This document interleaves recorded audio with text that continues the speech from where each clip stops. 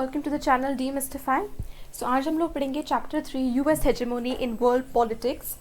ये है political science contemporary politics का चैप्टर नंबर 3। सो हमने प्रीवियस 2 चैप्टर्स में ऑलरेडी पढ़ लिया है कि कैसे कोल्ड वॉर एंड हो चुका है, USSR has been disintegrated, shock therapy के थ्रू वो जा चुका है एंड अब जो है US is the sole super power left for the world. The US is now the hegemon. What is a hegemon? Hegemon, well, let's wait and watch. We have seen that the end of the Cold War left the US without any serious rival in the world. The era since then has been described as a period of US dominance or a unipolar world. In this chapter, we try to understand the nature, extent and limits of this dominance. तो हम ये जानते हैं कि अब US cold war के end के बाद it's the sole super power. अब हम इस चैप्टर में ये पढ़ेंगे कि ये जो यूएस डोमिनेंस का जो एरा है वो उसकी लिमिट्स क्या है, उसका नेचर क्या है, वो किस तरीके से डोमिनेट कर रहा है, कहाँ तक डोमिनेट कर रहा है, उसकी रीच कहाँ तक है। We begin by narrating the story of the rise of the New World Order from the first Gulf War to the US-led invasion of Iraq. We then pause to understand the nature of US dominance with the help of the concept of hegemony. After exploring the political, economic and cultural aspects of US hegemony, we assess India's policy options in dealing with the US. Finally, we turn to see if there are challenges to this hegemony and whether it can be overcome. हम ये figure quickly देख लेते हैं। The attack on the Twin Towers of the World Trade Center in New York on 11 September 2001 has been seen as a watershed event in contemporary history. 9/11 के बारे में हम सभी को पता है। आयशा, जाबू एंड एंड्री, हम बेसिकली इस पार्ट में 3 स्टोरीज पढ़ने वाले हैं।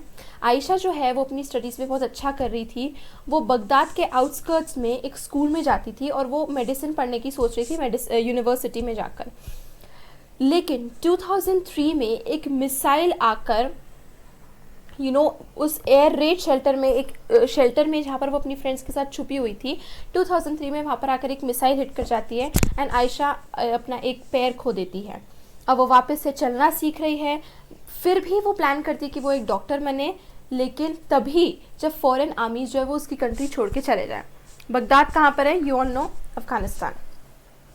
सेकेंड स्टोरी है जाबू के बारे में। जाबू एक यंग आर्टिस्ट है जो कि दरबान साउथ अफ्रीका में रहता है। उसकी पेंटिंग्स जो है वो ट्रेडिशनल ट्राइबल आर्ट फॉर्म से बहुत इन्फ्लुएंस्ड है, वो उससे ट्रेडिशनल ट्राइबल आर्ट के ऊपर बेस्ड रहती है। वो एक आर्ट स्कूल जाना चाहता है, अपना खुद का स्टूडियो खोलना चाहता है, लेकिन उसके फादर चाहते हैं कि वो एक MBA स्टडी करे और फिर अपनी फैमिली बिजनेस में ज्वाइन कर लें। The business is not doing too well. तो जाबू के फादर को लगता है कि अगर जाबू MBA की डिग्री ले लेगा तो प्रॉफिटेबल बिजनेस में प्रॉफिट होगा।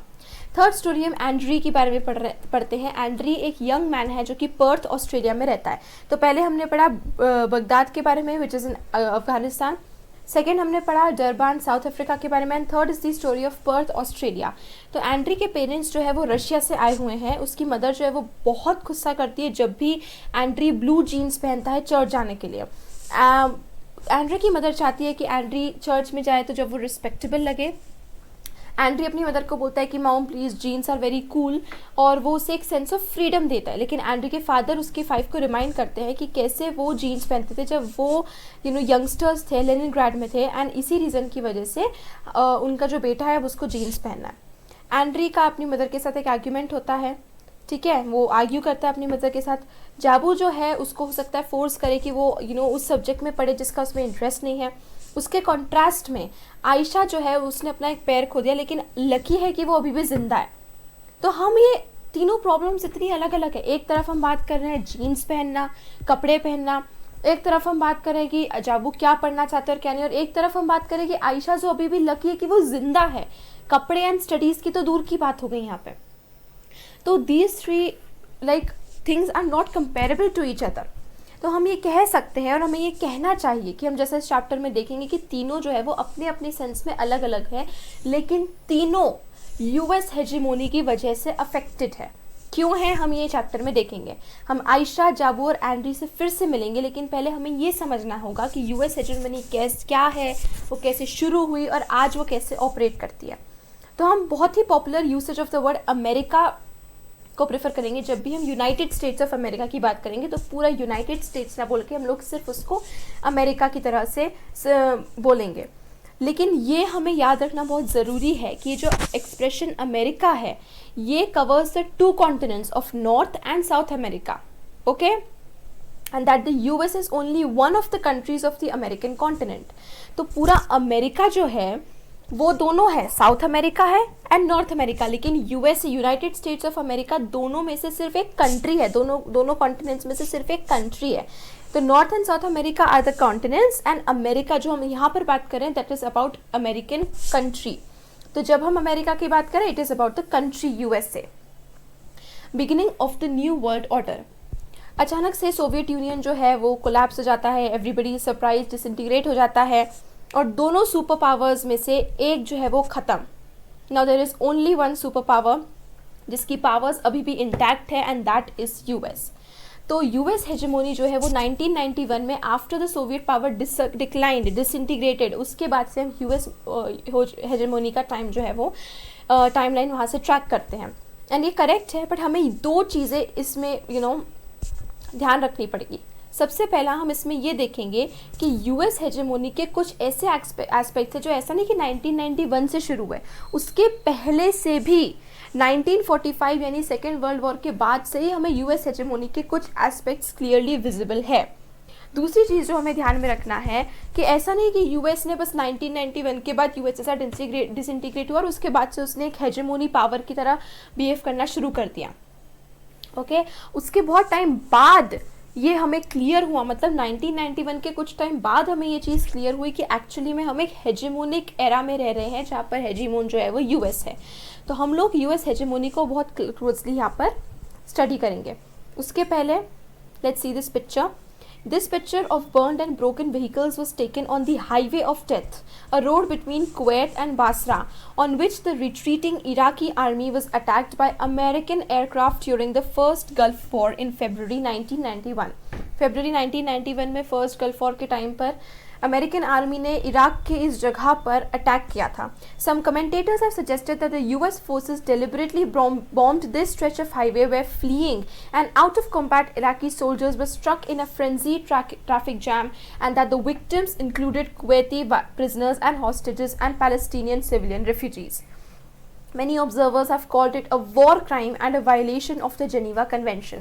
तो यहाँ पर कुछ ऑब्जर्वर्स बोलते हैं कि यूएस आर्मी को पता था कि यहाँ पर जो है वो कुवैती सोल्जर्स यहाँ पर एक ट्रैफिक जैम में फंसे हुए हैं, इसीलिए जानबूझकर यूएस ने यहाँ पर अटैक किया और सोल्जर्स के साथ साथ यहाँ पर कुछ पैलेस्टीनियन सिविलियन रेफ्यूजीज़ भी थे जिनका कोई वो नहीं था। यहाँ पर कुछ प्रिजनर्स भी थे, कुवैती प्रिजनर्स भी थे, तो इसके विक्टिम्स में soldiers, Kuwaiti prisoners and Palestinian civilian refugees involve थे। तो देश से कि यूएस का ये वायलेशन है, एक क्राइम, वॉर क्राइम है और जेनीवा कन्वेंशन के अकॉर्डिंग दिस इज रॉन्ग।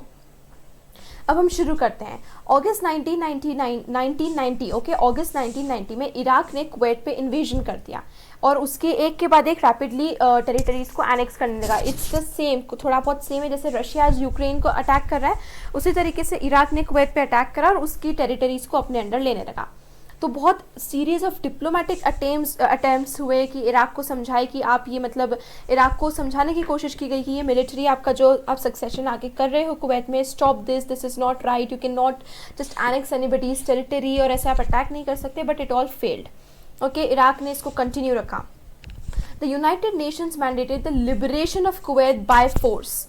कैसे? फॉर द यूएन ये एक ड्रामेटिक डिसीजन था क्योंकि कोल्ड वॉर के बाद कोल्ड वॉर का जो इतना डेडलॉक था उसके बाद से मतलब उस कोल्ड वॉर की ड्यूरिंग ये एक बहुत ही ड्रामेटिक डिसीजन जो था यूएन का लिया गया था कि अब हमें कुवैत को लिबरेट करना है इराक की फोर्सेस से। तो बुश जो था, WH बुश जो था यूएस के उस टाइम के प्रेसिडेंट जॉर्ज WH बुश, उन्होंने एक emergence of new world order के लिए कॉल लगाया था कि अब हमें एक न्यू वर्ल्ड ऑर्डर की ज़रूरत है। तो ऐसे में इस डिसीजन, इस अनाउंसमेंट के अंदर 660,000 यानी 6,60,000 ट्रूप्स फ्रॉम 34 डिफरेंट कंट्रीज जो थी वो साथ में आई। उन्होंने इराक के अगेंस्ट लड़ी और इराक को हरा दिया and this was known as the first gulf war. तो सबसे पहली गल्फ वॉर की डेट है अगस्त 1990 जब इराक ने कुवैत के ऊपर हमला करा एंड जॉर्ज WH बुश के अंडर में 6,60,000 forces from 34 different countries came together और उन्होंने इराक को हरा दिया and this was the first gulf war. लेकिन यूएन ऑपरेशन जो था इसका नाम था ऑपरेशन डेजर्ट स्टॉर्म। ये ज़्यादा से ज़्यादा अमेरिकन था, ठीक है।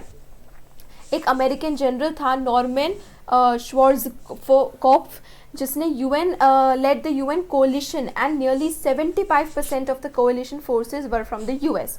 तो जो इराकी प्रेसिडेंट था सदाम हुसैन, उसने प्रॉमिस किया था कि the mother of all battles, तो इराकी फोर्सेस क्विकली डिफीट हो गई थी और उनको कुवैत से बाहर निकलना पड़ा था। तो इराकी प्रेसिडेंट ने बोला था कि यार हम तो हमारी आखिरी सांस तक लड़ेंगे एंड कितना भी हो हम इस बैटल को जीतेंगे, बट ऐसा हो नहीं पाया। फटाफट इराक की फोर्सेस को डिफीट कर दिया गया और उन्हें कुवैत से विड्रॉ होना पड़ा। तो ये जो ऑपरेशन डेजर्ट स्टॉर्म है, ओके, ये जो यूएन ऑपरेशन है इसका नाम था operation desert storm, okay. This was the operation against the first gulf war. ये जो फर्स्ट गल्फ वॉर था, इसने रिवील किया कितना बड़ा टेक्नोलॉजिकल गैप था यूएस मिलिट्री के बीच में और बाकी अदर स्टेट्स के बीच में। मतलब यूएस की जो मिलिट्री है वो और बाकी अदर स्टेट्स की जो मिलिट्री और टेक्नोलॉजी है उसमें कितना बड़ा गैप है, कितना एडवांसमेंट है यूएस में, ओके। क्योंकि इसमें जो था यूज़ ऑफ स्मार्ट बॉम्ब्स हुआ था, स्मार्ट बॉम्ब्स का यूज़ किया गया था यूएस के द्वारा। And some observers call it a computer war, कुछ लोग तो इसे कंप्यूटर वॉर भी कहते हैं क्योंकि इसका बहुत ही वाइड स्प्रेड टेलीविजन कवरेज था, तो इसको वीडियो गेम वॉर की तरह भी कहा जाता है। एंड ऐसा था कि मतलब लोग अपने अपने घर में बैठकर, अपने सोफे पर बैठकर with in the comfort of their living rooms बैठकर उन्होंने इराक का डिस्ट्रक्शन देखा था। तो इसको कंप्यूटर वॉर या वीडियो गेम वॉर भी कहा जाता था। And use of smart bombs इसमें हाईली पब्लिसाइज था। इनक्रेडिबल बात है कि यूएस जो था, मतलब ये एक बहुत ही इनक्रेडिबल बात है कि एक्चुअली में यूएस से इसको ज़्यादा प्रॉफिट हुआ था, इस वॉर से उसको प्रॉफिट हुआ था, क्योंकि रिपोर्ट्स के अकॉर्डिंग यूएस ने इन कंट्रीज जैसे जर्मनी, जापान और सऊदी अरेबिया से इतना ज़्यादा पैसा कमाया जितना तो उसने वॉर पे खर्च भी नहीं किया था। कि हम आपको अपने रिसोर्सेज दे रहे हैं कि आप इस कोलिशन को लेट करके इराकी आर्मीज़ को हरा सको एंड सो दैट। तो जितना यूएस ने वॉर पे खर्च किया था उससे ज़्यादा तो उसने जर्मनी, जापान, सऊदी अरेबिया जैसे कंट्रीज से, ताकि कुवैत को फ्री कर सके, उससे कमा लिया। So this was the first gulf war. अब हम आते हैं द क्लिंटन ईयर्स पे। First gulf war August 1990, please remember. तो फर्स्ट गल्फ वॉर जीतने के बावजूद बहुत सक्सेसफुली जीतने के बावजूद जॉर्ज डब्ल्यू एच बुश जो था, उन्होंने यूएस प्रेसिडेंशियल इलेक्शंस 1992 में वो हार गए और उसकी जगह आए bill Clinton, William Jefferson Clinton, जिसको बहुत ही पॉपुलरली जो जाने जाते हैं bill Clinton, and if you know the wife Hillary Clinton. और वो डेमोक्रेटिक पार्टी के थे और उन्होंने किस चीज़ पे कैंपेनिंग की थी? Domestic rather than foreign policy issues के ऊपर। लेकिन देखिए George W H Bush foreign state में, मतलब एक फॉरेन इशू था, इंटरनेशनल इशू था ये इराक एंड कुवैत का। तो वो जीतने के बावजूद बिल क्लिंटन ने डोमेस्टिक इश्यूज़ पे फोकस करने का प्रॉमिस किया था एंड वो कैंपेन जीत गए थे and George W H Bush जो थे वो हार गए थे। तो बिल क्लिंटन वापस से 1996 में जीत गए एंड वो प्रेसिडेंट अगेन फॉर 4 years रहे। तो for 8 years continuously bill Clinton was the president of the US. Clinton years के टाइम पर ये हमेशा देखा जाता था कि यूएस ने कई बार ऐसा लगता था कि यूएस वर्ल्ड अफेयर्स में इतना इंगेज ना होकर अपने इंटरनल अफेयर्स में ज़्यादा विथड्रॉन था, इंटरनल अफेयर्स में ही होता था, वर्ल्ड पॉलिटिक्स में इतना ज़्यादा एक्टिव नहीं था। फॉरेन पॉलिसी में the Clinton government tended to focus on soft issues, ठीक है। बहुत ज़्यादा ऐसे हार्ड इश्यूज़ जैसे वॉर हो रहे हैं या फिर मिलिट्री ऑपरेशंस हो रहे हैं, इतने ऐसे हार्ड इश्यूज़ पे फोकस ना करके सॉफ्ट इश्यूज़ हैं जैसे कि डेमोक्रेसी का प्रमोशन हो गया या क्लाइमेट चेंज हो गया या वर्ल्ड ट्रेड हो गया, इनके ऊपर फोकस ज़्यादा करा, ना कि हार्ड इश्यूज़ के ऊपर फोकस करा, हार्ड पॉलिटिक्स के ऊपर फोकस करा, जैसे कि मिलिट्री या फिर सिक्योरिटी, जैसे ये इराक एंड कुवैत, ये फर्स्ट गल्फ वॉर की बात हो रही है। नेवरदलेस यूएस ने ओकेजन पे अपनी रेडीनेस भी दिखा दी कि वो कभी भी मिलिट्री पावर यूज़ कर सकता है even during the Clinton years. ऐसा नहीं था कि वो कम्प्लीटली विथड्रॉन था अपने इंटरनल अफेयर्स में कि उसको वर्ल्ड अफेयर्स से कोई लेना देना ही था। सबसे इम्पोर्टेंट एपिसोड हुआ था 1999 में, जिसमें Yugoslavian actions against the predominantly Albanian population in the province of Kosovo. तो यूएस मिलिट्री ने अपनी रेडीनेस दिखा दी कि यूगोस्लाविया ने अल्बेनियन पॉपुलेशन के अगेंस्ट कुछ अनजस्ट एक्शंस करे थे कोसोवो के प्रोविंस में।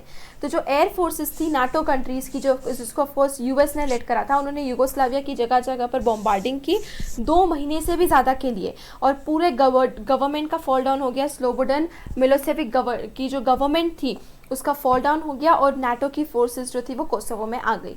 तो यहाँ पर आप देख रहे हैं कि क्लिंटन ईयर्स ऐसा नहीं था कि उसने बिल्कुल ही विथड्रॉ कर लिया अपने इंटरनल अफेयर्स में। देखिए 1996 से 2000 तक बिल क्लिंटन वापस से प्रेसिडेंट थे।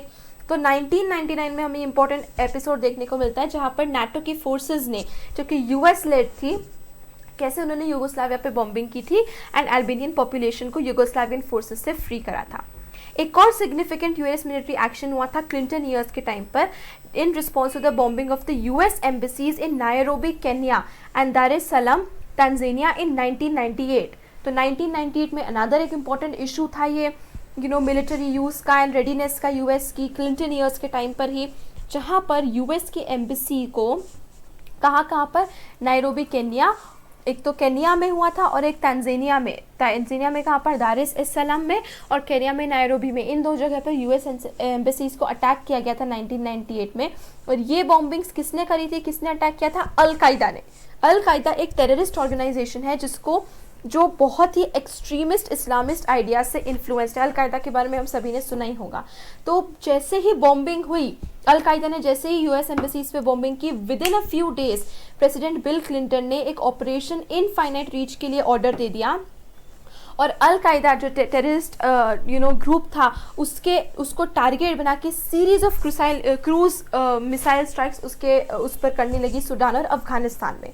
तो यूएस ने यूएन सैंक्शन के बारे में बॉदर ही नहीं किया या इंटरनेशनल लॉ के बारे में उसने बॉर्डर ही नहीं किया। उसको बस ये लगा कि ये एलिजिड भी था कि कुछ इसमें से ऐसे टारगेट्स थे जिसमें सिविलियन फैसिलिटीज़ भी जिनका कोई टेररिज्म से कनेक्शन नहीं था, वहाँ पर भी बहुत हार्म हुआ है। लेकिन यूएस ने इसकी बिल्कुल फिक्र नहीं की, उसने यूएन सैंक्शन की फिक्र नहीं की। तो यहाँ पे बहुत क्लियरली हमें दिख रहा है कि यूएस ने यूएन की परवाह बिल्कुल भी नहीं करी, बिल्कुल यूएन की परवाह ना करते हुए, और जैसे ही यूएस के ऊपर कहीं भी थ्रेट आया, यूएस की एम्बेसीज के ऊपर अटैक आया, तो यूएस ने रिटेलिएशन में जवाब दे दिया और धन करके अल कायदा के टेररिस्ट ग्रुप्स को टारगेट करके एंड वहाँ पर सूडान और अफगानिस्तान में बॉम्बिंग करती। तो ये बहुत क्लियर है कि क्लिंटन ईयर्स जो था, भले ही उसने ज़्यादातर इंटरनल अफेयर्स के ऊपर, सॉफ्ट पॉलिटिक्स के ऊपर फोकस किया था, लेकिन इसका मतलब ये नहीं है कि यूएस चुपचाप बैठा रहा। अगर उसके अगेंस्ट कोई भी एक्शन लिया गया है या कहीं पर भी यूएस को लगा कि बहुत ज़्यादा इनजस्टिस हो रहा है, तो उसने रेडिली वहाँ पर एक्शन लिया एंड उसका रिस्पॉन्ड किया। अब हम लोग बात कर रहे हैं 9/11 and the global war on terror के ऊपर। देखिए 2000 में बिल क्लिंटन का जो टर्म था वो ख़त्म हो गया। अब हम बात कर रहे हैं 11 सितंबर 2001, जिसको बहुत ही मतलब वेल नोइंगली उसको 9/11 की तरह ही जाना जाता है। 9 is the month September and 11 is the date. देखिए यूएस फॉर्मेट में पहले मंथ आता है फिर डेट आता है। हम लोग जैसे इंडियन फॉर्मेट में अब यहाँ पर वी फर्स्ट राइट, मतलब it's not a rule but it's more of a convention. ऐसा होता है, it's just it is how it is, कोई रूल नहीं है। बट हियर जैसे अगर हम 9/11 की बात करेंगे तो हम लोग क्या सोचेंगे, this is 9th of November, okay, but actually 9/11 is 11th September। पहले मंथ है फिर डेट है, प्लीज़ रिमेंबर दिस, इसमें मिस्टेक नहीं होना चाहिए। तो 11 सितंबर 2001 को एक एपिसोड हुआ था जिसको हम बहुत ही अच्छे से मैक्सिमम लोग जानते होंगे। जिनको नहीं पता है यहाँ पर उसका ब्रीफ है। 19 हाईजैकर्स ने जो कि अरब कंट्रीज से आ रहे थे, 4 अमेरिकन कमर्शियल एयरक्राफ्ट्स के ऊपर हाईजैक कर लिया। तो 19 हाईजैकर्स थे, वो अमेरिकन एयरक्राफ्ट्स के अंदर घुस गए जो अरब कंट्रीज से थे हाईजैकर्स, एंड 4 एयरक्राफ्ट्स में घुस के उन्होंने एयरक्राफ्ट के ऊपर हाईजैक कर लिया। एंड उसके बाद जैसे ही टेक ऑफ हुआ उसके बाद, और उन चारों एयरक्राफ्ट्स को इम्पोर्टेंट यूएस बिल्डिंग्स में ले जाके क्रैश करा दिया, ओके, यूएस की। तो इसमें से एक जैसे था जो था north and south towers of world trade centre, जो कि न्यूयॉर्क में था।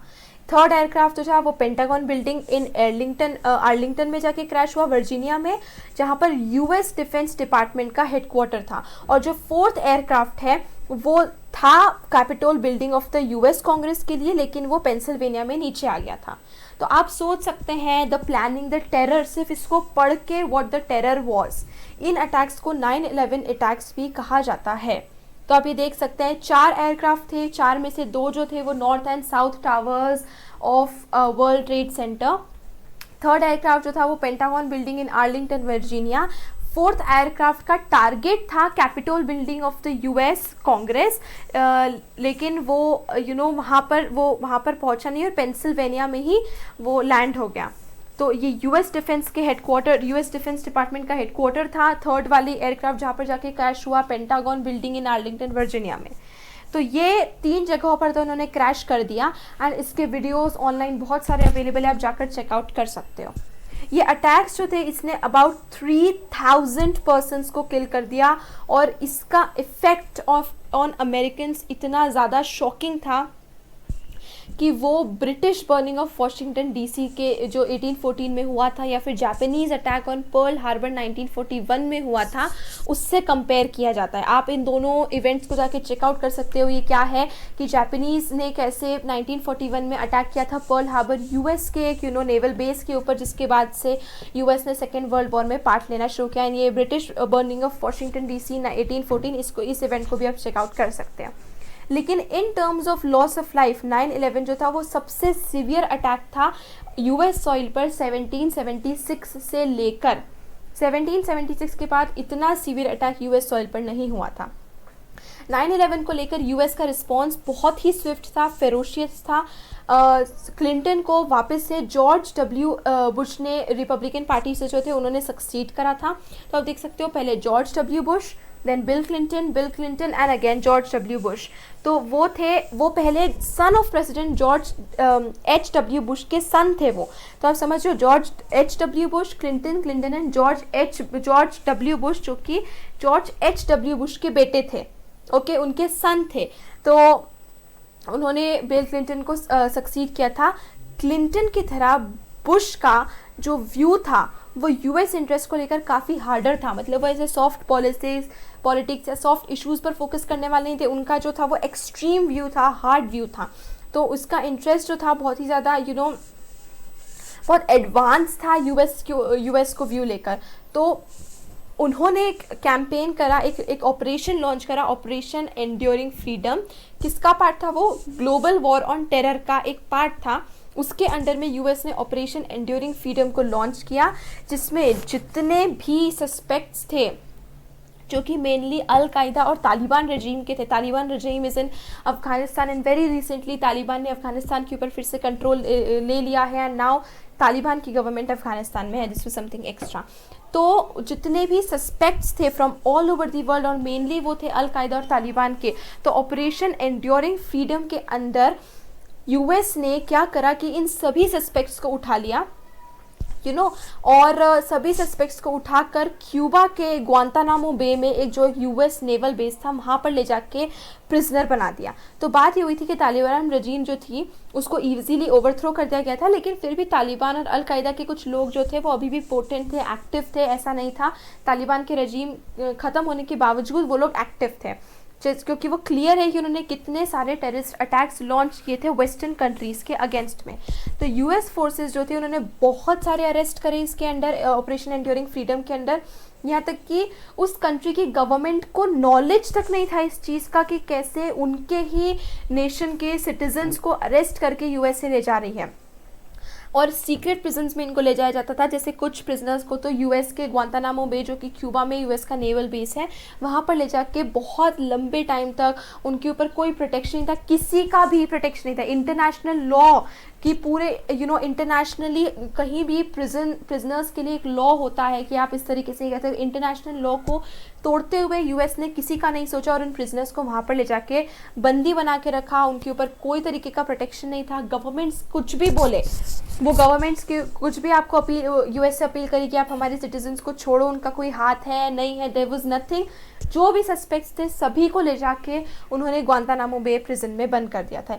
यूएन के रिप्रेजेंटेटिव्स को भी उन प्रिजनर्स से मिलना अलाउड नहीं था। बहुत लंबे समय तक ये बात चली थी। तो आप ये सोचिए कि मतलब these are the things, US hegemony के कुछ इंस्टेंसेस बहुत क्लियरली यहाँ पर हमें विजिबल दिख रहे हैं कि कैसे यूएस ने 2 बार यूएन को और इंटरनेशनल लॉ को तोड़ते हुए या उसकी फिक्र ना करते हुए एक्शन लिया कि जब भी यूएस के अगेंस्ट कोई भी अटैक होता है। तो आपको यहाँ पर एक चीज़ बहुत ध्यान रखने की पड़ेगी, ये ऑफन कंफ्यूजिंग है, स्टूडेंट्स को बहुत कंफ्यूजन होता है।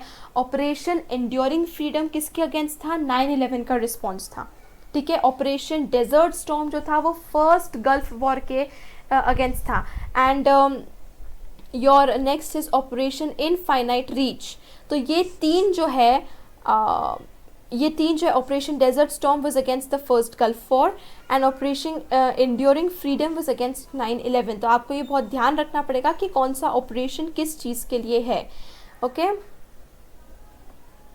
अब हम आते हैं, ओके सॉरी ये हमारा छूट गया था। This is how New York Times reported 9/11 in its edition in the following morning. Hijacked jets destroyed Twin Towers and hit Pentagon in day of terror.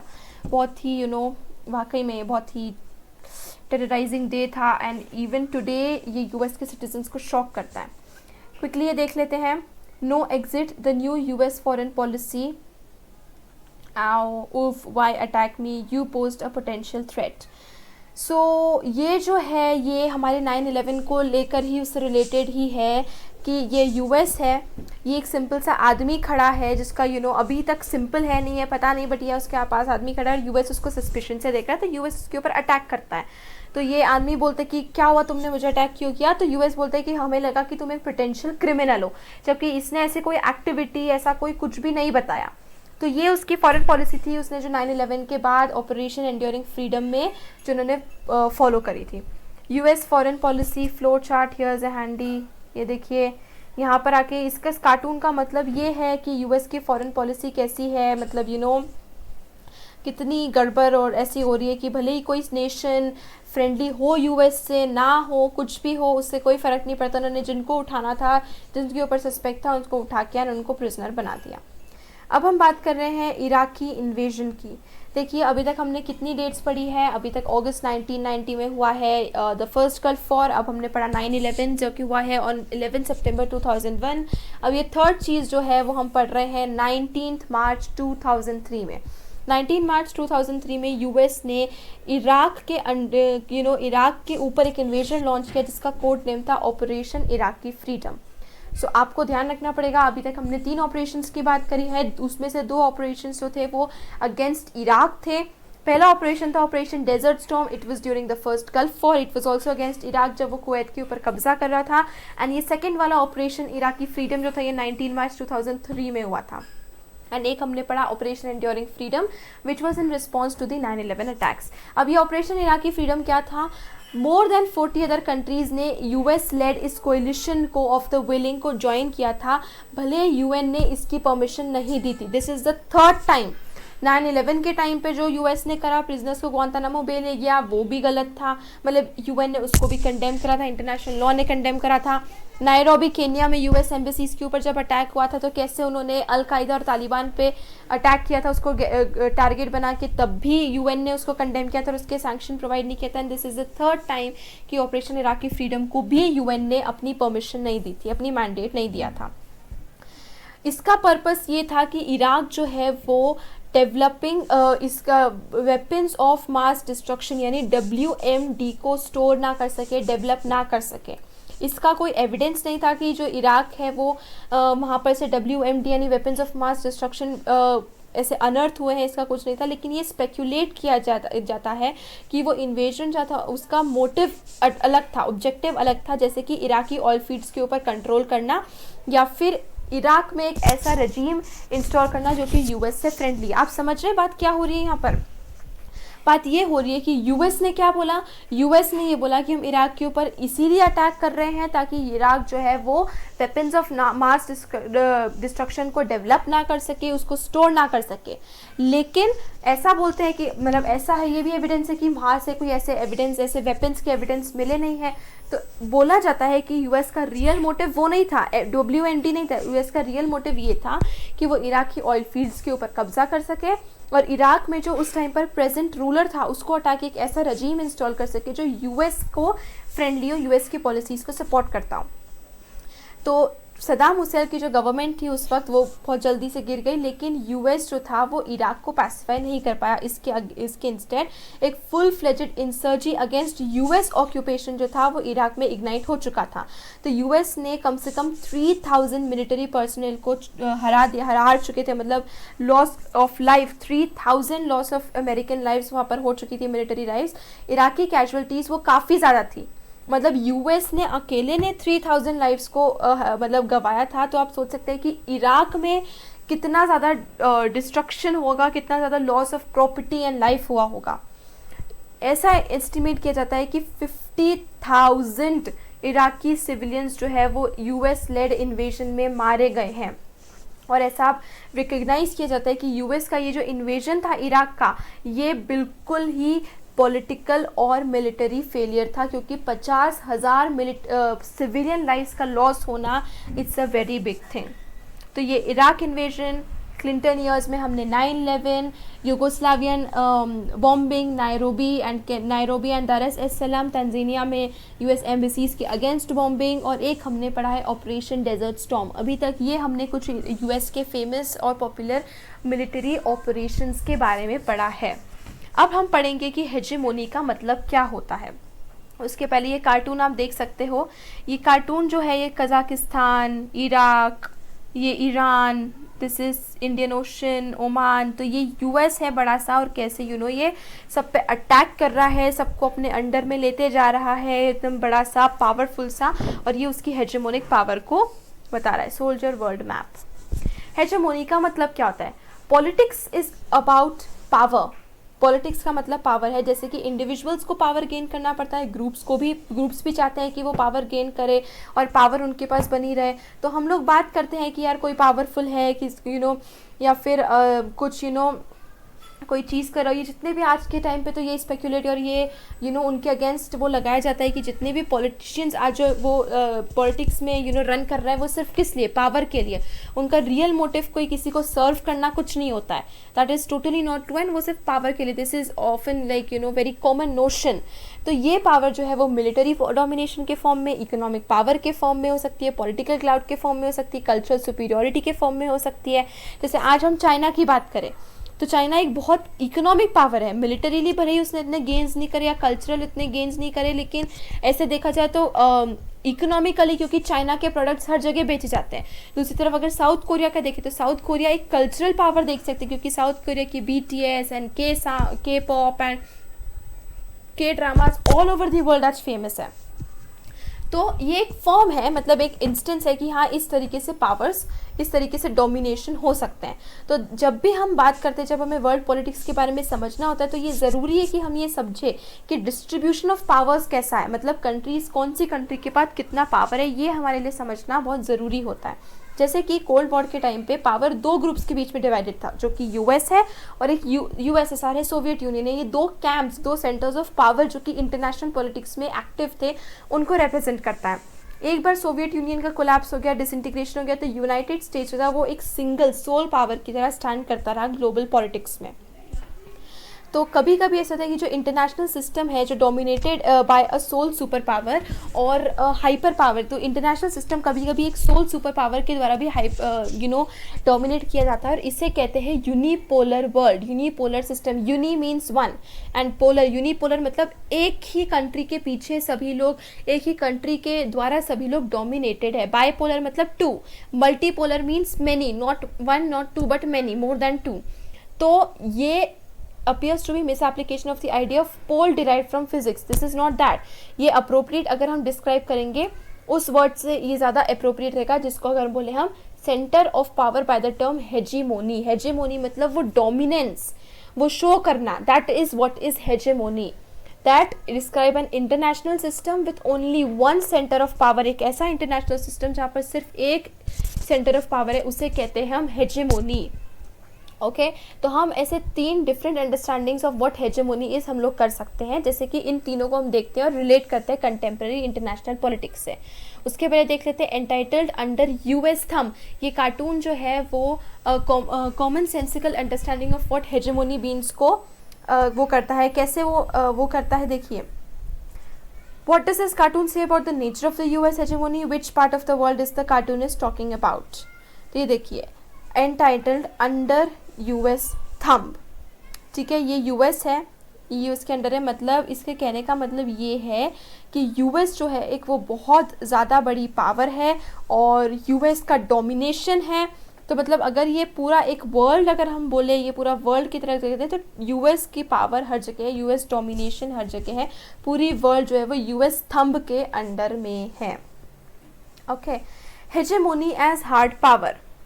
Okay, ये देखिए यहाँ पर एक बहुत ही इंटरेस्टिंग सा जोक है कि मेरे टाउन में दे कॉल्ड इट दादागिरी, isn't that better? So yes, in some sense we can call it दादागिरी, यूएस की दादागिरी।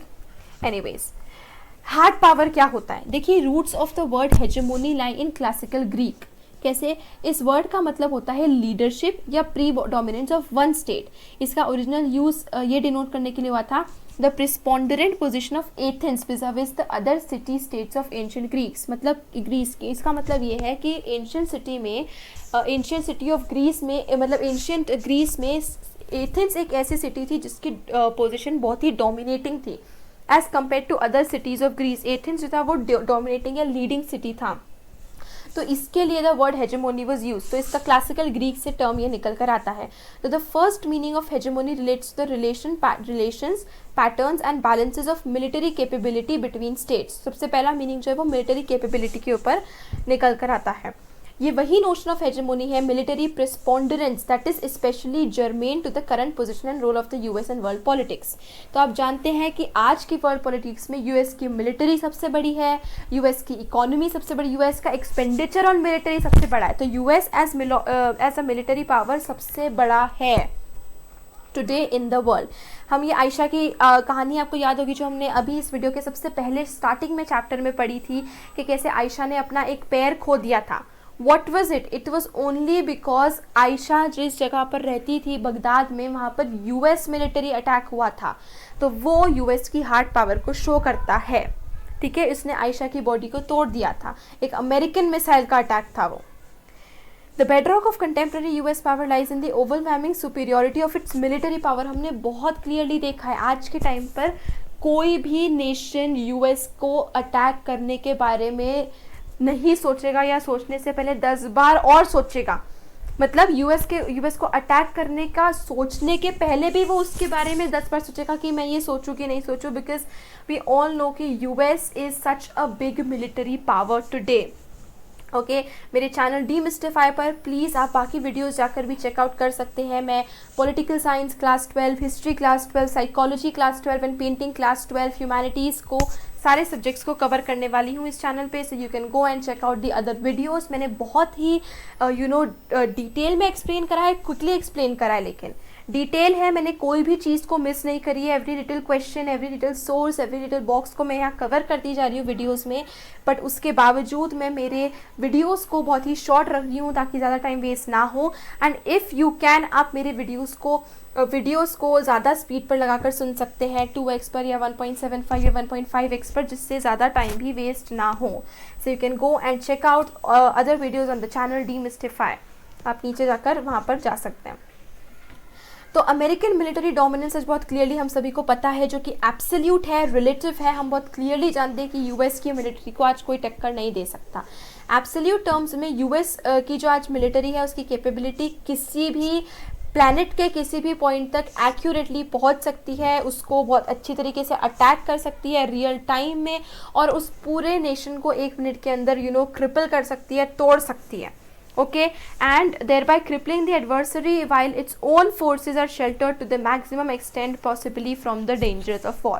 तो हम जानते हैं कि यूएस के पास मिलिटरीली आज इतनी पावर है। एब्सोल्यूट टर्म्स में अगर हम बात करें कि यूएस जो है वो यहाँ पर है, लेकिन यूएस पूरी दुनिया के किसी भी पार्ट में जाकर अपनी मिलिट्री को भेजकर उस नेशन को अटैक कर सकती है, और उसकी मिलिट्री को कुछ नहीं होगा, उसकी मिलिट्री फिर भी इंटैक्ट रहेगी, डेंजर से दूर रहेगी। But even more awesome than the absolute capabilities of the US is the fact that no other power today can remotely match them। जैसे मैंने आपको कहा, आज दुनिया में चाइना है, बट चाइना की भी मिलिट्री पावर यूएस की मिलिट्री पावर से मैच नहीं हो सकती है। यूएस जो है अपनी मिलिट्री के ऊपर more than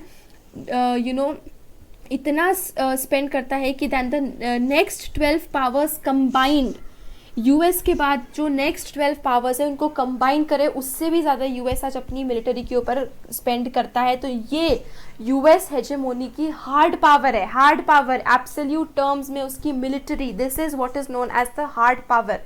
further more Pentagon का एक बहुत बड़ा बजट का एक बहुत बड़ा हिस्सा जो है वो मिलिट्री रिसर्च में जाता है, मिलिट्री डेवलपमेंट में जाता है, टेक्नोलॉजी जिसे कहा जाता है। तो मिलिट्री डोमिनेंस ऑफ यूएस का जो है वो सिर्फ हायर मिलिट्री स्पेंडिंग पर नहीं है, लेकिन उसका क्वालिटेटिव गैप के ऊपर है। मतलब ऐसा क्वांटिटी में नहीं, सिर्फ ऐसा नहीं कि उसके मिलिट्री के ऊपर वो कितना स्पेंड कर रहा है, बट वो जितना स्पेंड कर रहा है वो मिलिट्री की क्वालिटी भी कैसी है, वो मिलिट्री में कितना एडवांसमेंट है, टेक्नोलॉजी का एडवांसमेंट है, और वो इतना गैप है, क्वालिटेटिव गैप भी इतना है कि कोई भी और नेशन या पावर उसको मैच नहीं कर सकता है। Undoubtedly US invasion of Iraq जो है वो बहुत अमेरिकन वल्नरेबिलिटीज़ को भी हमें ओपन करता है। यूएस ने has not been able to force the Iraqi people into submitting to the occupation forces of the US led coalition. To fully understand the nature of American weakness, however, we need to have a historical perspective. Imperial powers through history have used military forces to accomplish only 4 tasks. हम ये बहुत बात कर रहे हैं कि American US की आज खुद की पावर है, मिलिटरीली बहुत पावरफुल है, लेकिन फिर भी यूएस की अमेरिका की वल्नरेबिलिटीज़ भी है, जो कि हमें इराक इन्वेशन में दिख गई है कि मतलब भले ही WMD के नाम पर यानी वेपन्स ऑफ मास डिस्ट्रक्शन के नाम पर यूएस ने इराक को अटैक करने की कोशिश की थी, लेकिन फिर भी इराकी लोगों ने पीछे नहीं हटा और उनको सबमिट नहीं करा। तो अगर हमें अमेरिकन वीकनेस को जानना है तो हमें उसके हिस्टोरिकल पर्सपेक्टिव से भी देखना पड़ेगा, उसकी हिस्ट्री को भी हमने पढ़ना पड़ेगा। और हम अभी तक ये जानते हैं कि इम्पीरियल पावर जितने भी कॉलोनाइजर्स हैं अभी तक, फ्रांस, ब्रिटेन वगैरह जिन्होंने भी कॉलोनाइज करने की कोशिश की है मिलिट्री फोर्सेस के थ्रू, वो सिर्फ 4 चीज़ें अकम्प्लिश कर पाए। या तो वो कॉन्कर कर पाए हैं, डीटर कर पाए हैं, पनिश कर पाए हैं और पुलिस कर पाए हैं। जैसे कि इराक इन्वेशन दिखाता है American capacity to conquer is formidable. Similarly US की capability to deter and to punish is self evident, where US military capability has thus far been shown to have serious weaknesses is in policing and occupied territory. तो हम बहुत clearly US की weaknesses को भी, vulnerabilities को भी study कर सकते हैं। ये इम्पॉसिबल टास्क नहीं है, बट अगर एब्सोल्यूट टर्म्स में देखा जाए तो आज यूएस इतना पावरफुल है कि कोई भी अदर पावर उससे मैच नहीं कर सकती है। आगे बढ़ने से पहले क्विकली हम ये मैप देख लेते हैं। US command structure, this is US north com, US PA com यानी Pacific OM, US south com, Africom, US U com, US CENTCOM यानी central Asia com and US PACOM. Okay, so command structure, com is command, okay, US African command, US central command, US European command, north command, south command and US Pacific command. हम इसकी बात कर रहे हैं, right, United States Pacific command. Okay, okay, we have discussed this cartoon already.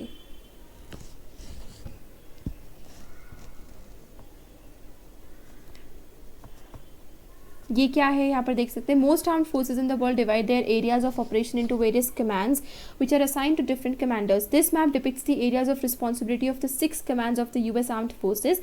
It shows that the commands of the US military are not limited to the area of the United States, it extend to include the whole world. What does this map tell about the military of the US power? आप इस map को समझे, मैं आपको समझा देती हूँ quickly. देखिए बात ये है, ये यूएस अफ्रीकन कमांड क्या है, मतलब यूएस मिलिट्री का वो हिस्सा जिसका लेना देना अफ्रीका से है। अफ्रीका में कोई भी ऑपरेशन करना हो, अपने सोल्जर्स को भेजना हो, या अफ्रीका से रिलेटेड कोई भी मिलिट्री प्रॉब्लम हो तो वो फॉल करेगा यूएस अफ्रीकन कमांड के अंदर। तो बहुत सारे आर्म्ड फोर्सेस जो कि पूरे वर्ल्ड में है उनको कैसे डिवाइड किया जा रहा है, एरियाज में कैसे डिवाइड करा जाता है, कमांड्स के अंडर। तो यहाँ पर भी यूएस अफ्रीकन या यूएस साउथ कमांड मतलब यूएस मिलिट्री का वो हिस्सा जिसका लेना देना साउथ अमेरिका से। ये यूएस कमांड अफ्रीकॉम मतलब यूएस अफ्रीकॉम मतलब यूएस का वो मिलिट्री वाला हिस्सा जिसका लेना देना अफ्रीका के एरिया से है, अफ्रीका से है। तो अफ्रीका में कोई भी मिलिट्री प्रॉब्लम होगी तो उसके लिए यूएस के वो मिलिट्री हिस्सा जाएगा जिसका नाम है US Africom. I hope this map is clear. यहाँ पर देख सकते हैं the military balance 2018 International Institute of Strategic Studies London. The US spends more on its military capability than the next 12 powers combined. As you can see here, most of the other countries that are big military spenders are US friends and allies. Thus, balancing US power is not a feasible strategy today.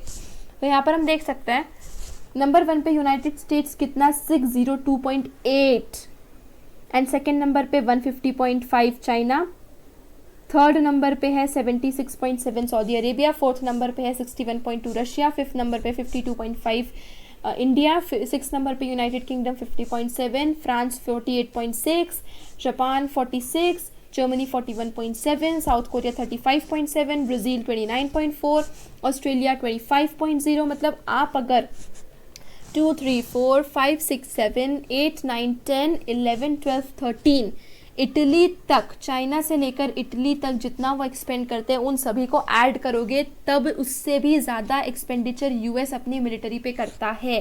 Can you imagine this कि US spends approximately $600 billion and more. ये 2018 का है, 2022 तक वो number और भी बड़ा हो गया। तो अप्रॉक्सीमेटली यूनाइटेड स्टेट्स अपने मिलिट्री के ऊपर $700 बिलियन का एक्सपेंडिचर करता है, जिसका कंपैरिजन में चाइना सिर्फ $150 बिलियन करता है।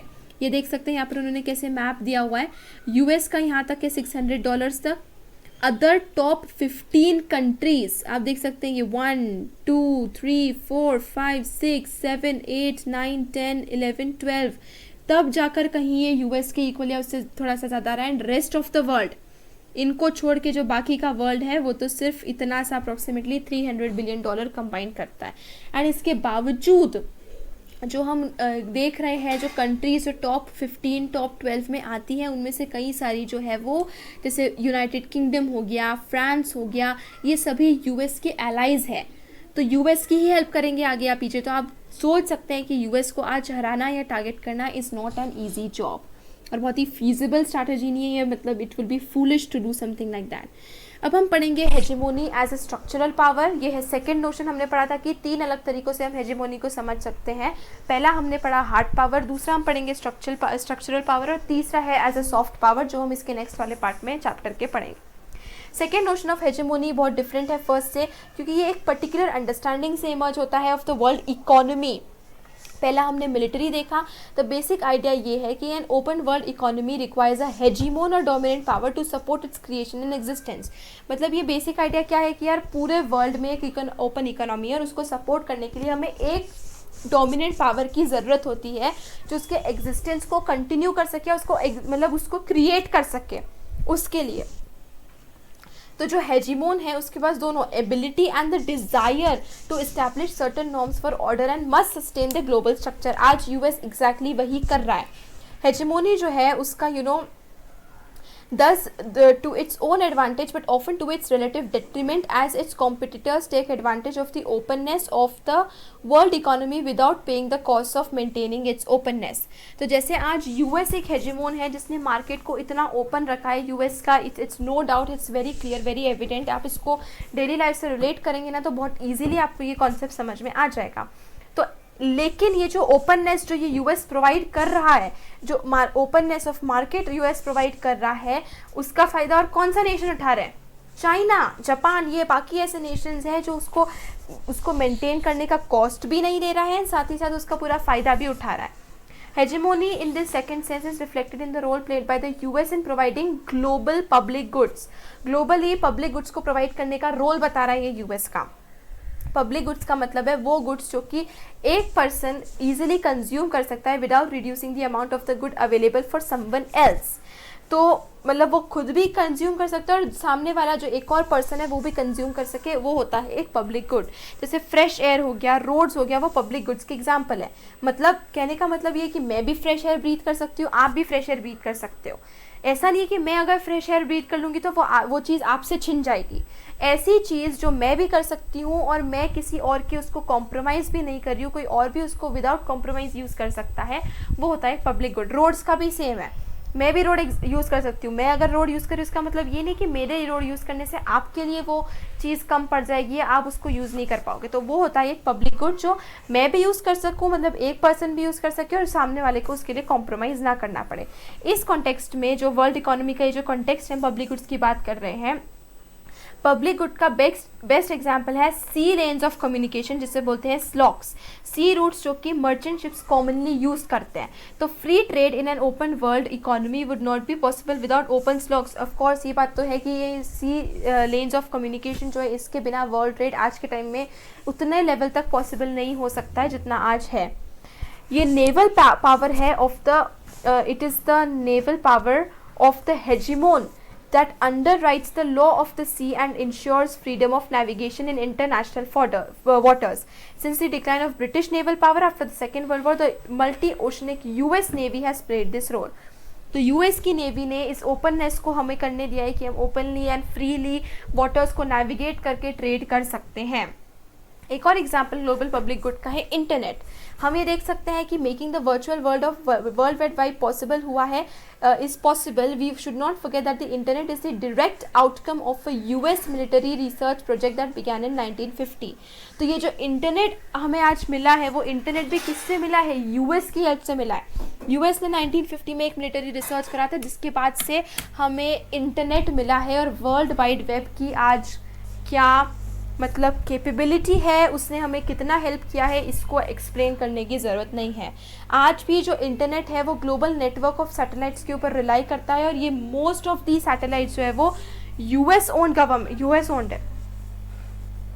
तो जैसा हम जानते हैं यूएस आज प्रेजेंट है हर पार्ट ऑफ वर्ल्ड में, in all sectors of the world economy and in all areas of technology. Economy हो, टेक्नोलॉजी हो, यूएस आज हर जगह प्रेजेंट है।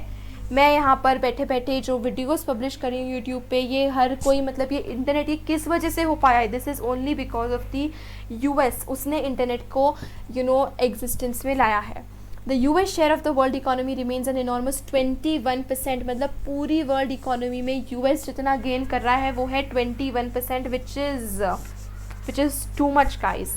यूएस जो है वो ऑलमोस्ट 14% ऑफ वर्ल्ड ट्रेड के लिए अकाउंटेबल है। इंट्रा यूरोपियन यूनियन ट्रेड को इंक्लूड करा जाए अगर वर्ल्ड ट्रेड डेटा में तब जाकर, ठीक है। There is not a single sector of the world economy जहाँ पर अमेरिकन फर्म जो है वो टॉप 3 के लिस्ट में नहीं आता है। टुडे गाइज डोमिनोज, पिज़्ज़ा हट, मैकडोनल्ड्स, पेप्सी, कोक या फिर कार्स में या फिर कपड़ों में या फिर हर एक सेक्टर में कहीं ना कहीं पर अमेरिका की कोई ना कोई कंपनी टॉप 3 लिस्ट में आती ही है, उसके कंजम्पशन में, उसके प्रोडक्ट्स को सेल करने में। और ये एक जगह सिर्फ इंडिया में नहीं है, ये वर्ल्ड की पूरी इकोनॉमी में है। पूरे वर्ल्ड में कहीं ना हर जगह ऐसा है कि अमेरिका का कोई ना कोई फर्म तो टॉप 3 लिस्ट में आता ही है। It is important to remember that economic preponderance of the US is inseparable from its structural power, which is the power to shape the global economy in a particular way. After all, the Bretton Woods system set up by the US after the Second World War still continues the basic structure of the world economy. तो second world war के बाद US ने एक economic structure को setup किया था जिसको कहा जाता है ब्रेटन वुड्स सिस्टम। ये आज भी प्रेवलेंट है, आज भी प्रैक्टिस में है।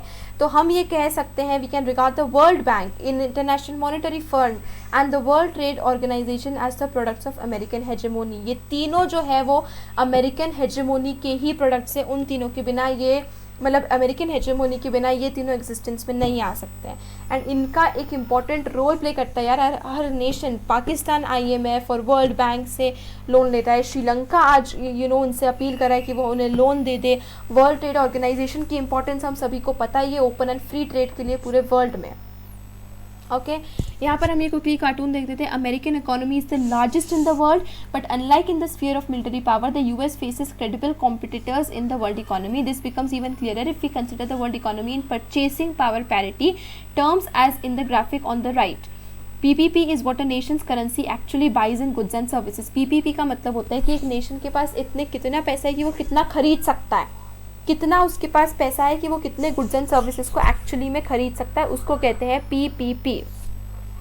तो ऐसे केस में अगर हम देखें तो जीडीपी करंट प्राइसेस 2018 में यूएसए की 21.48% है, चाइना की 14.17% है, अदर्स की सबकी मिला के 37.19% है। उसके बावजूद Japan, Germany, India, France, Russia, Ukraine, UK and उसके बावजूद ये पीपीपी में करंट प्राइस, पीपीपी मतलब कि एक यूएस की जीडीपी कितना गुड्स एंड सर्विसेज को बाय कर सकती है एक्चुअल में, तो चाइना की यहाँ पर सबसे ज़्यादा है 19.18% एंड उसके बाद आती है यूएसए 15.01% पर। बट स्टिल भले ही यूएस इस जगह पर नंबर 1 पे नहीं है, या ऐसा नहीं है कि उसको कोई काउंटर नहीं कर सकता वर्ल्ड इकोनॉमी में, बट स्टिल यूएस का शेयर काफ़ी बड़ा है। A classic example of the structural power of the US is the academic degree called the Masters in Business Administration, MBA की डिग्री, जो हमने क्लियरली जाबू के केस में पढ़ी है कि जाबू के फादर चाहते हैं उसको MBA डिग्री मिले। The idea that business is a profession that depends upon skills that can be taught in a university is uniquely American। ये MBA की degree, masters in business administration, ये आइडिया की एक profession जो है वो skills के ऊपर डिपेंड करता है कि किसके अंदर कितनी स्किल है कि वो एक प्रोफेशन को, एक सर्विस को सेल कर सके।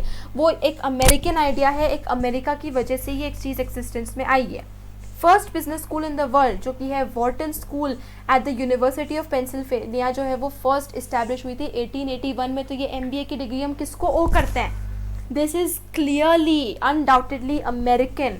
सबसे पहला MBA कोर्सेज जो था वो 1900 में इनिशिएट हुआ था। सबसे पहला MBA कोर्स आउटसाइड यूएसए सिर्फ 1950 में हुआ है।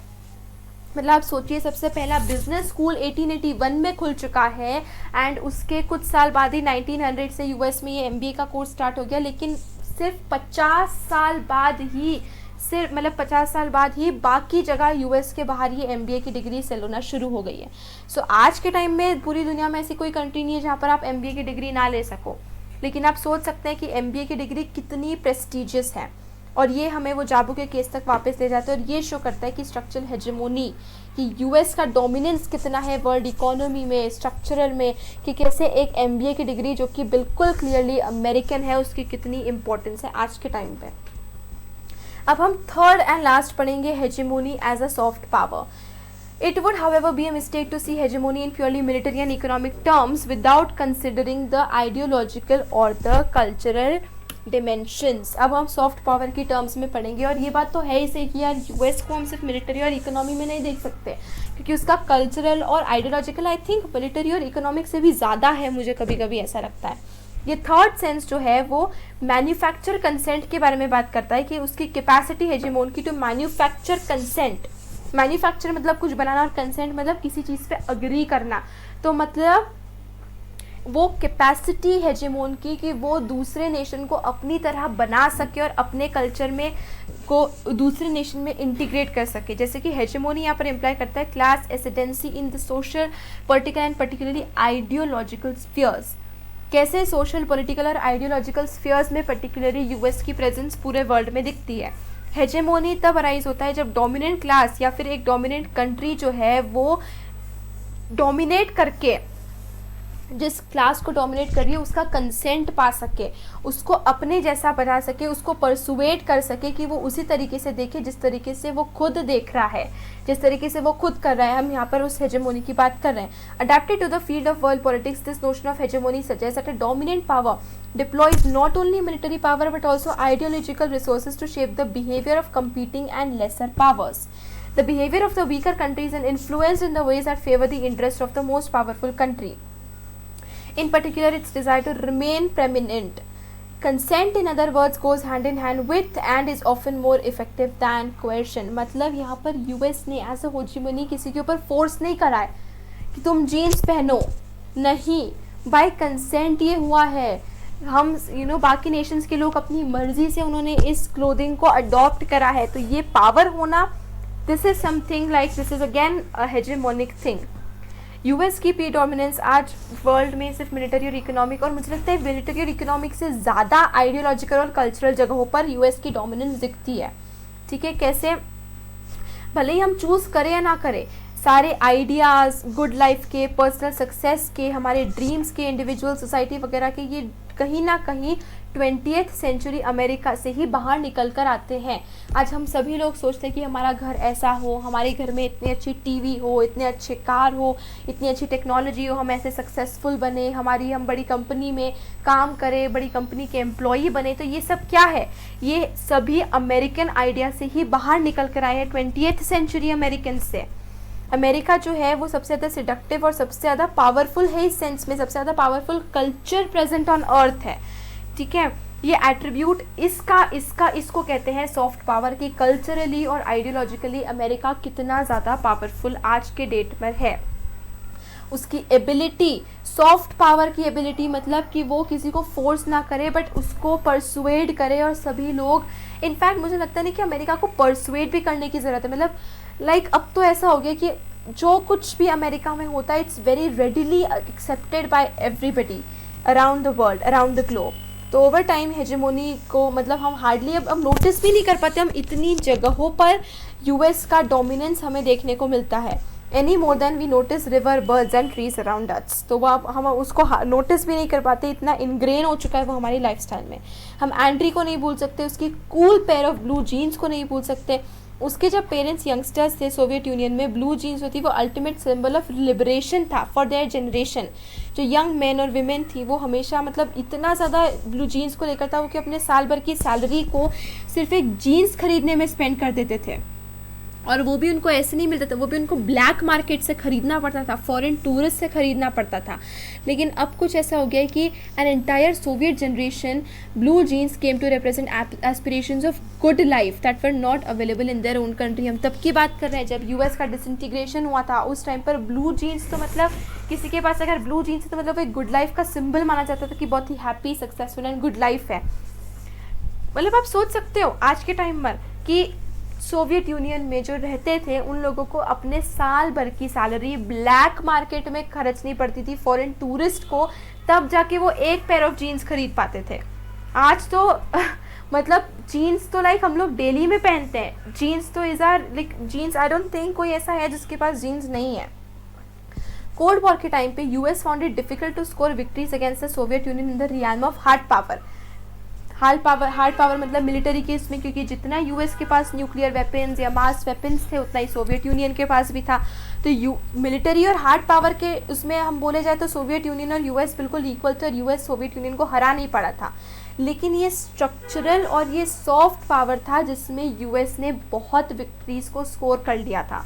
ये soft power in terms of culture, खाना पीने, कपड़े, क्लोथिंग वगैरह, एवरीथिंग।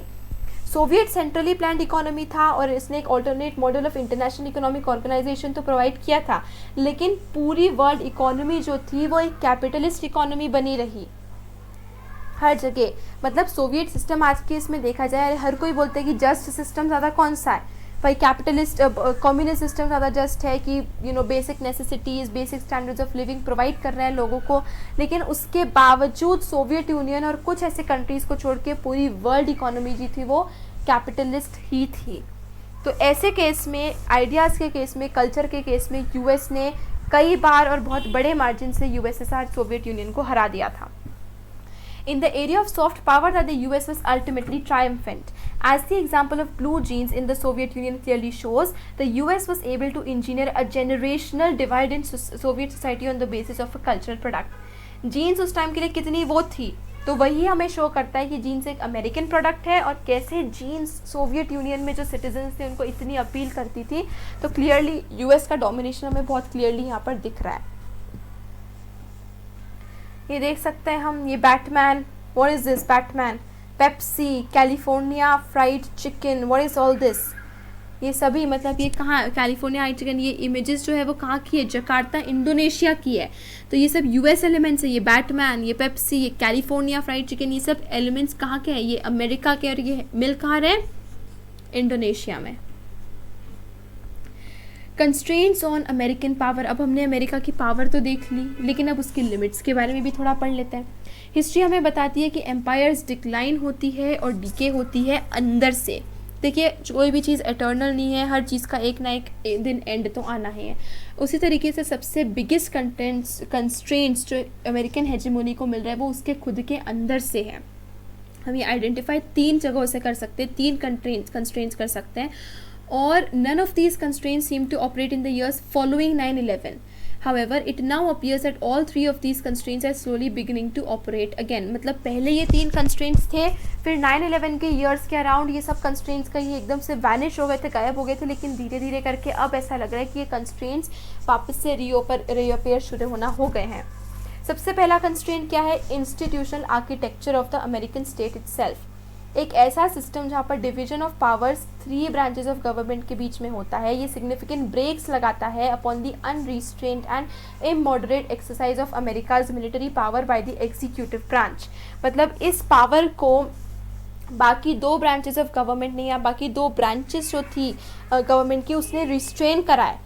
अब अमेरिका के पास इतनी एग्जीक्यूटिव पावर नहीं है कि वो जो चाहे वो अपनी मर्जी से करते रहे. उसके पास कहीं ना कहीं मतलब जो भी वो करेगा उसको बाकी 2 ब्रांचेस को आंसर करना पड़ेगा, जुडिशरी को, लेजिस्लेचर को आंसर करना पड़ेगा. सेकेंड कंस्ट्रेंट क्या है? वो अमेरिका की पावर में domestic in nature and stems from the open nature of American society. Although the American mass media may from time to time impose or promote a particular perspective on domestic public opinion in the US, there is nevertheless a deep skepticism regarding the purposes and methods of government in American political culture. This factor in the long run is a huge constraint on US military overseas. मतलब कि इसका मतलब ये कि America की open nature की American mass media जो है वो टाइम टू टाइम एक पर्टिकुलर पर्सपेक्टिव तो दिखाती है डोमेस्टिक पब्लिक ओपिनियन का यूएस में, लेकिन एक डीप स्केप्टिसिज्म है.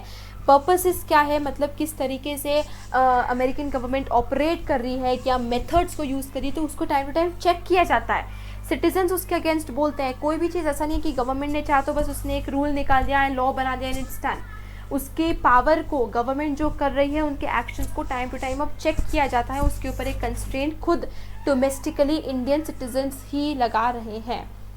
थर्ड कंस्ट्रेंट जो यूएस में है ये सबसे ज़्यादा इंपॉर्टेंट हमें लगता है. थर्ड कंस्ट्रेंट क्या है कि एक ही ऑर्गेनाइजेशन है इंटरनेशनल सिस्टम में जो कि मॉडरेट कर सकती है अमेरिकन पावर को today, and that is North Atlantic Treaty Organisation. ये खुद नाटो किसने बनाई है, किसके लीडिंग के ऊपर चली है? ये यूएस के. यूएस का बहुत बड़ा इंटरेस्ट तो है कि वो अलायंस ऑफ डेमोक्रेसीज को रखे that for the market economies alive and therefore it is possible that its allies in the NATO will be able to moderate the exercise of US hegemony. मतलब US के जो allies है उनसे भी US को एक कंस्ट्रेंट है. US को ये ध्यान में रखना पड़ेगा. ऐसे नहीं कि यूएस जो चाहे वो करे, उसको अपने एलाइज की विशेष को भी ध्यान में रखना पड़ेगा कि वो कुछ ऐसा नहीं कर सकता जो उसके एलाइज जिसके साथ अग्री नहीं करते हैं, वरना नाटो जो है वो किसी भी मोमेंट टूट सकता है. तो ये नाटो, ये एग्जीक्यूटिव, ये जो 3 ब्रांचेस ऑफ गवर्नमेंट है जो कि ये इंस्टीट्यूशनल आर्किटेक्चर है. और सेकंड हो गया डोमेस्टिक, जो कि ये है constraint is also domestic in nature that stems from the open nature of American society. ये 3 कंस्ट्रेंट्स हैं जो यूएस को उसके अंदर से ही निकल कर उसकी हेजेमोनी के ऊपर एक रोक लगा रहे हैं, उसकी हेजेमोनिक पावर्स को लिमिट कर रहे हैं. ये 2 फोटोग्राफ्स एक एग्जीबिशन के on the human cost of the Iraq war by the American Friends Service Committee organise at the National Convention of the Democratic Party in 2004. ये देखिए, ये यूएस गवर्नमेंट के कंस्ट्रेंट्स है और ये खुद अमेरिकन फ्रेंड्स सर्विस कमेटी ने organise करे थे डेमोक्रेटिक पार्टी के जो थी 2004 के कन्वेंशन में against the what US has done for Iraq. These 907 pairs of boots represent the US soldiers killed in the Iraq war. These 1000 pairs of shoes represent a small fraction of the estimated, what is the number even, I think 18,000 or 16,000 Iraqis killed in the war. ये देख सकते हैं, ये convey उन्होंने वो करा था कि ये वो बूट्स हैं जो सोल्जर्स, अमेरिकन सोल्जर्स मरे थे, 907 सोल्जर्स, लेकिन ये 1000 पेयर्स ऑफ शूज़ जो ये सिर्फ एक छोटा सा फ्रैक्शन है 16 या 18,000 इराकी सोल्जर्स के अगेंस्ट में जो कि मरे थे. तो आप ये सोच देख सकते हैं ये कैसे अमेरिका की खुद अमेरिकन ने अपनी गवर्नमेंट के अगेंस्ट एक कंस्ट्रेंट यहाँ पर शो करते हुए दिख रहा है. हम लास्ट पार्ट ऑफ चैप्टर है which is India's relationship with the US. Cold war के टाइम पे इंडिया ने अपने आप को यूएस के ऑपोजिट साइड पाया. इंडिया की क्लोजेस्ट फ्रेंडशिप जो थी इस टाइम पर सोवियत यूनियन के साथ थी. यू डू नो 1971 की ट्रीटी ऑफ फ्रेंडशिप हम जानते ही हैं. सोवियत यूनियन के कोलैप्स के बाद इंडिया ने एकदम से अपने आप को पाया कि अब तो वो फ्रेंडलेस हो गया है. इंटरनेशनल एनवायरनमेंट हॉस्टाइल होते जा रहा है, बहुत ही हार्ड होते जा रहा है, और अब उसके बाद एक फ्रेंड नहीं बचा क्योंकि सोवियत यूनियन डिसइंटीग्रेट हो चुका है. लेकिन ये वो ईयर्स थे जब इंडिया ने सोचा कि अपनी इकोनॉमी को लिबरलाइज करा जाए, ग्लोबल इकोनॉमी को इंटीग्रेट किया जाए. ये जो पॉलिसी थी इसने इकोनॉमिक ग्रोथ रेट्स को इम्प्रेस करा है रिसेंट ईयर्स में, और इस वजह से ये लिबरलाइजेशन की वजह से इंडिया जो है वो यूएस को अपना एक इकोनॉमिक पार्टनर बना पाया है और अपना एक फ्रेंड बना पाया है। तो ये इंपॉर्टेंट है यहाँ पर देखना कि हम ये चीज़ के बारे में, हमें ये चीज़ को ध्यान रखना ज़रूरी है कि दो न्यू फैक्टर्स इमर्ज हुए इंडो यूएस रिलेशनशिप में। ये फैक्टर्स जो है वो टेक्नोलॉजिकल डायमेंशन को रिलेट करते हैं और इंडियन अमेरिकन डायस्पोरा को रिलेट करते हैं। ये दो चीज़ें, ये दो जो फैक्टर्स हैं ये इंटर रिलेटेड है। कैसे? देखिए, यूएस जो है वो 65% of India total exports of software sector को एब्जॉर्ब करता है। 35% of the technical staff of Boeing is estimated to be of Indian origin. 35% of technical staff and 300,000 Indians work in Silicon Valley. 3 lakh Indians, आप सोच सकते हैं number. 15% of all high-tech startups are by Indian Americans. 15% high-tech startups, Indian Americans. तो technology and Indian American diaspora. बाकी other countries की तरह India ने भी ये डिसाइड करा है कि उसको यूएस के साथ कैसी एक रिलेशनशिप चाहिए। ये चॉइस जो है वो ईजी नहीं है। इंडिया के अंदर ही बहुत सारी डिबेट्स हैं और 3 पॉसिबल स्ट्रैटेजीज हमें देखने को मिलती है। Those Indian analysts who see international politics largely in terms of military power are fearful of the growing closeness between India and the US. They would prefer that India maintains its aloofness from Washington and focuses upon increasing its own comprehensive national power.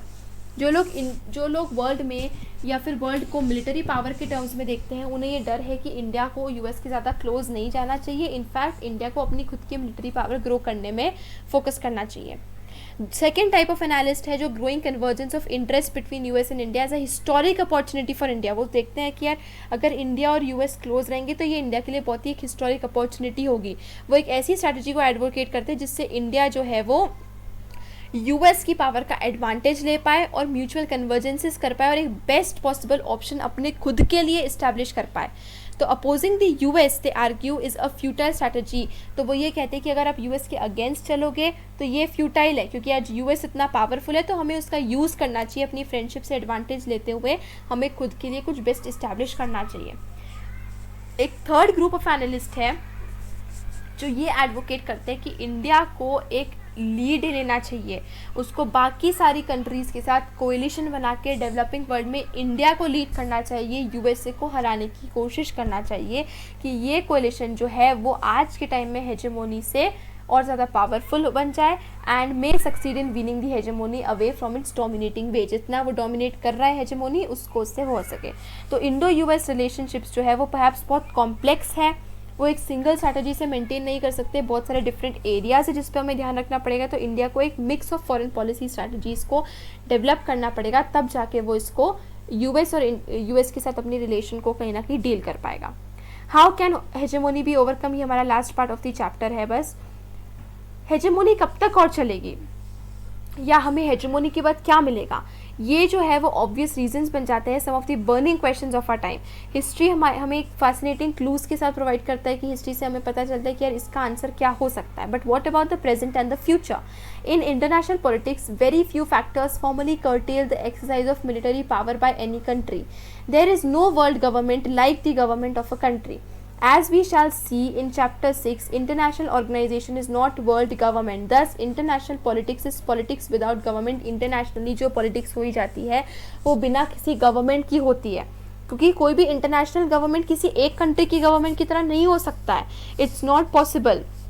कुछ ऐसे rules हैं, norms हैं, कुछ laws है of war that restrict but do not prohibit war. War को restrict करते हैं पर बिल्कुल मना नहीं करते कि वॉर नहीं होना चाहिए। कुछ ऐसे स्टेट्स हैं जो कि अपनी सिक्योरिटी इंटरनेशनल लॉ पर ही डाल देंगे कि यार हम लोग सिक्योर है, हम लोग सेफ है, क्योंकि इंटरनेशनल लॉ वॉर होने से रोकता है, प्रिवेंट करता है। बट फिर भी वॉर से या हेजेमोनी से there can be no escape, it is thought. Short term में हमें रिकग्नाइज करना चाहिए कि कोई भी सिंगल पावर आज के टाइम में यूएस की मिलिट्री को बैलेंस नहीं कर सकता, यूएस के अगेंस्ट खड़ा नहीं हो सकता है। एक मिलिट्री कोएलिशन अगर यूएस के अगेंस्ट है वो भी is even less likely given the differences that exist among big countries like China, India and Russia that have the potential to challenge the US hegemony. तो कोएलिशन भी नहीं कर सकता, क्योंकि देखिए पहली बात तो इतना बड़ा मिलिटरी डिफरेंस है ही सही, 12 टाइम्स एंड मोर, एंड उसके बावजूद भी मतलब जितना डिफरेंस आपस में है, जैसे हमारे चाइना के साथ कितने डिफरेंसेस है, रशिया चाइना मतलब इन नेशंस के आपस में भी इतने डिफरेंसेस है कि कोलिशन इतना प्लॉजिबल नहीं है। सम पीपल ये आर्ग्यू करते हैं कि strategically more prudent to take advantage of the opportunities that hegemony creates. For instance, raising economic growth rate requires increase trade, technology transfers and investment which are best acquired by working with rather than against the hegemon. तो कुछ लोग ये भी बोलते हैं कि यार hegemony के साथ वर्क करो, अपने खुद के एडवांटेज के लिए वर्क करो, तभी हमारा कुछ पॉसिबल है। तो ये सजेस्ट किया जाता है कि हेजेमोनी को अपोज करने की बजाय उसके साथ वर्क करो, फिर उसमें से बेनिफिट्स निकालो और अपने खुद के एडवांटेज के लिए उसको यूज़ करो। और इसको कहते हैं बैंड वैगन स्ट्रैटेजी, मतलब हेजेमोनी के साथ चलते चलो, उसके अपोजिशन में नहीं, और अपना एडवांटेज करो। एक और स्ट्रैटेजी है which open to states is to hide. एक और स्ट्रैटेजी जिसको बोलते हैं हाइड, इसका मतलब है कि staying as far remove from the dominant power as possible. जितना ज़्यादा डोमिनेंट पावर से आप दूर रहोगे उतना अच्छा है। बहुत सारे ऐसे एग्जाम्पल्स है, जैसे चाइना है, रशिया है, यूरोपियन यूनियन है, ये सारी अलग अलग तरीक़ों से वो रडार के नीचे रहने की कोशिश करते हैं। ओके या मतलब अपने आप को ऐसे मतलब यूएस के अगेंस्ट नहीं दिखाते कि वो यूएस के दुश्मन है या वो है, पर वो अपने एडवांटेज के लिए काम करते रहते हैं। However, this would not seem to be viable for the big second-rank powers for very long time. While it may be an attractive, viable policy for smaller states, it is hard to imagine mega states like China, India, and Russia, or huge agglomerations such as the EU, to being able to hide for any substantial length of time. मतलब आप ज़्यादा उसके engage ना करो, overcome करने की ना कोशिश, उससे छुपे हुए रहो। बट ये इतना पॉसिबल नहीं है, क्योंकि हम जितने बड़े पावर है आज के टाइम में, चाइना, रशिया, EU या फिर इंडिया है, छुपे रहना इतना मुश्किल नहीं है। स्मॉलर स्टेट्स के लिए वो ज़रूरी हो सकता है। कुछ लोगों को लगता है कि अमेरिकन हेजेमोनी को रेजिस्टेंस जो है वो दूसरे स्टेट से नहीं आएगी, which have been seen as powerless to confront the US today, but rather from the non-state actors. These challenges to American hegemony will emerge in the economic and cultural realms and will come from a combination of non-governmental organization, NGOs, social movement, public opinion. इससे American hegemony के ऊपर limitation आएगी। तो ये arise हो सकता है section of media से, इंटेलेक्चुअल से, आर्टिस्ट से, राइटर से, ऐसे सेक्शन जो कि गवर्नमेंट के अंडर काम नहीं करते, यहाँ से हेजेमोनी को लिमिटेशन आ सकती है। ये वेरियस सेक्टर्स जो है वो नेशनल बाउंड्रीज़ के अक्रॉस अब लिंक बनाते जा रहे हैं, अमेरिकन के साथ बनाते जा रहे हैं, और अमेरिका की पॉलिसीज़ को रेजिस्ट भी करते हैं, क्रिटिसाइज़ भी करते हैं। तो हमने ये सुना होगा कि ग्लोबल विलेज जो है कि हम सभी नेबर्स हैं, एक विलेज हेडमैन है। तो अगर हेडमैन का बिहेवियर, हेडमैन जो है उसका बिहेवियर इनटॉलरेबल हो जाता है, तो हमारे पास कोई ऑप्शन नहीं होगा कि हम ग्लोबल विलेज को छोड़ें, क्योंकि ये वही दुनिया है। इसके अलावा हमारे पास कोई ऑप्शन नहीं है, हम इस ग्लोबल विलेज को छोड़ के कहीं और नहीं जा सकते। ये only village we know, so resistance will be the only option. हम इसको छोड़ नहीं सकते, इसके अगेंस्ट नहीं जा सकते, पर सिर्फ और सिर्फ इसको रेजिस्ट कर सकते हैं। यही एक हमारे पास एकमात्र ऑप्शन है। We have discussed this okay. Lok Sabha debates in US relationships. Here are 3 extracts from the speeches by the Prime Minister and 2 opposition leaders during the debate in Lok Sabha on the Indo-US Agreement on Nuclear Energy. Are these 3 positions in some way linked to the 3 strategies mentioned in the chapter? देखते हैं, हम समझने की कोशिश करते हैं। हमने 3 क्या चीज़ें पढ़ी यहाँ पर। एक तो इंडिया के अगेंस्ट रहो, इंडिया से दूर रहो, अपनी अलोफनेस बनाओ। सेकेंड वाली ये ओपिनियन बोलती है कि इंडिया US के साथ काम करो। एंड थर्ड वाली ये ओपिनियन बोलती है कि आप उसको छोड़ के अपना खुद ही कोलिशन बनाओ और उसको ओवरकम करने की कोशिश करो। देखते हैं ये तीनों स्ट्रैटेजी में कौन सी से रिलेट होती है। डॉक्टर मनमोहन सिंह कहते हैं, I would respectfully urge this august house to recognise the changed mood of the world towards India. This is not to say that power politics is a thing of the past, that there will never be any attempt to twist our arms. We will protect ourselves to ensure against the risks that are there, but it would be wrong for us to not to take advantage of the opportunities that are now on the horizon. I sincerely believe that it is in the interest of our country to have good relations with all the major powers. I make no apology that we seek good relations with the United States. The United States is a preeminent power. So what Dr. Manmohan Singh says, ये second point, this one, ये इससे relate करता है। श्री वासुदेव आचार्य CPIM के leader है, opposition के, ये क्या कहते हैं? Since independence, we have been pursuing independent foreign policy because of our national interest. What have we seen in case of Iraq and in case of Iran? After the July statement and when there was voting in International Atomic Energy Agency, we found that we sided with the United States of America. We supported the resolution moved by US and P5. That was not expected before then. When we were trying to bring gas from Iran via Pakistan, which we need, we supported America's stand in regard to Iran. There we find that the independent foreign policy has been affected. Right, and third wala kya hai, we have also to take note of the fact that today US is, whether we like it or not, the only superpower in its unipolar world. But at the same time, we must also remember that India is also emerging as a world power, as a superpower. Therefore, we feel that we should have good relations with USA in the international scenario, but it should not be at the cost of our security.